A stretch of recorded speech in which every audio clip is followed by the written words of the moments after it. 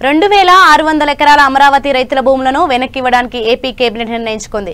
దీని పట్ల జనసేన పార్టీ సంతృప్తి వ్యక్తం చేసింది. రైతులకు న్యాయం చేస్తూ చర్యలు తీసుకోవడంపై జనసేన పార్టీ ఆనందంగా ఉందని పార్టీ రాష్ట్ర రాజకీయ వ్యవహారాల కమిటీ అధ్యక్షులు నాదెండ్ల మనోహర్ అన్నారు. 10,000 ఎకరాలు తీసుకున్న ప్రభుత్వం అప్పుడు నష్టపరిహారం 2 లక్షల రూపాయలు మాత్రమే ఇచ్చిందని మనోహర్ చెప్పారు. 45 రోజులు రైతుల జైల్లో ఉన్నప్పుడు కేబినెట్ సబ్ కమిటీ ఏమైందని ఆయన ప్రశ్నించారు. ఇదంతా ప్రణాళికాబద్ధంగా దోచుకోవడానికే చేస్తున్నారని అన్నారు. రానున్న ఎన్నికల్లో జనసేన అధికారంలోకి వస్తుందని, రాష్ట్రంలో దోపిడీకి అరికట్ట వేస్తామని ఆశాభావం వ్యక్తం చేశారు.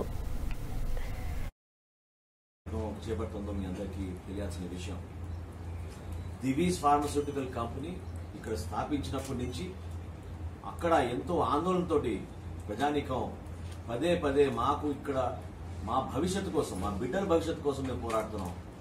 ఈ ఉద్యమం దానికోసమే తప్ప ఇక్కడ ప్రభుత్వాన్ని ఇబ్బంది పెట్టాలనో కాదు, ఇంకెవరినో ఇబ్బంది పెట్టాలని కాదనే విషయం ఎంత ప్రస్తావించినప్పటికీ కూడా పర్యావరణాన్ని ఖాతరు చేయకుండా ఈ ప్రభుత్వం అనుమతులు ఇచ్చుకుంటూ ముందుకు సాగింది.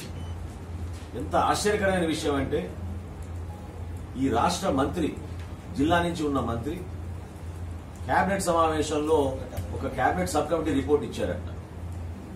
మరి ఇన్ని నెలల నుంచి ఏం చేశారండి మీరు? 45 రోజులు మరి ఈ రైతులు పాపం జైల్లో ఉంటే ఏమైపోయింది మీ కేబినెట్ సబ్ కమిటీ? ఎందుకు మీరు పత్రికా ప్రకటన చేయలేదు? ఎందుకు ప్రభుత్వం తరఫున మీరు వచ్చి ఈ రైతాంగానికి మీరు అండగా నిలబడలేదు? ఎంత మోసం చేస్తున్నారో మీ అందరికి అర్థం కావాలి.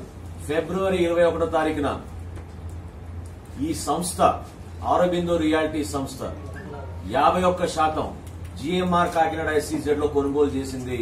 దానికి ప్రభుత్వం నుంచి ఆమోదం తెలిపారు. కాబట్టి ఆ ప్రక్రియ అవగానే హడావిడిగా రాత్రి కేబినెట్ సమావేశం ఏర్పాటు చేసుకుని ఈ భూముల మార్పుల విషయంలో అక్కడ ఎవ్వరు కూడా ఇంకా ఆందోళన చేయకూడదు, సామరస్యంగా జరిగిపోతే వాళ్ళు దోచుకునే వాళ్ళు దోచుకోవచ్చు అనే ప్రణాళికబద్ధంగా జగన్మోహన్ రెడ్డి గారి ప్రభుత్వం చేస్తారు.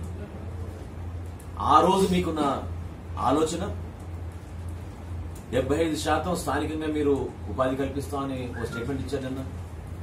దేనికోసం అండి? మీరు ఇచ్చిన మాట ఏంటి ఆ రోజున? దివీస్ ఫార్మస్యూటికల్ కంపెనీ ఇక్కడ జరగకూడదు, ఇక్కడ స్థాపించకూడదు, ఇది చంద్రబాబు నాయుడు బెనామీ సంస్థ అన్నారు. మీరు బంగాళాఖాతంలో కలుపుతా అన్నారు. మరి దేనికి ఈ హడావుడి చేస్తున్నారు ఈ రోజున? ఏ విధంగా మీకు లబ్ధి కలిగింది దీని ద్వారా? మీకు, మీ కుటుంబ సభ్యులకి, మీ దగ్గర ఉన్న అనుచరులకి ఈ ఆలోచన మీద నిర్ణయం తీసుకోండి. దాన్ని పక్కన పెట్టేసారు చాలా కన్వీనియంట్ గా. స్థానికంగా నేను 4 రోజుల నుంచి పర్యటన చేస్తున్నాను. ప్రతి గ్రామంలో కూడా ఎంతో చైతన్యం వచ్చిందండి. మహిళా మనులు అద్భుతంగా మా పైన దాడులు చేసిన, మమ్మల్ని బెదిరించిన, మందు గ్రామాల్లో విపరీతంగా పంచిన, డబ్బులు